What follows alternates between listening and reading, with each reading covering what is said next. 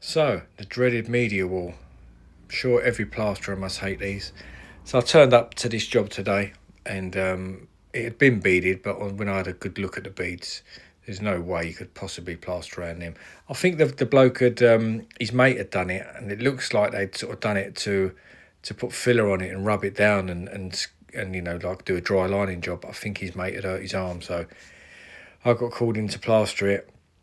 So I wasn't even going to muck about with these epoxy plastic beads. So you can see here I just put proper angle beads all around it and then skimmed it up. But so time consuming, really are. I think next time I do one of these, I'm gonna put a bigger price in for that, because you can charge a day's work and materials, but it's so time consuming, it's so fiddly. I'm gonna stick more money on next time. You can do easier days plastering than these things. The face of it is fine, it's just a normal wall, but them boxes, they take so much time.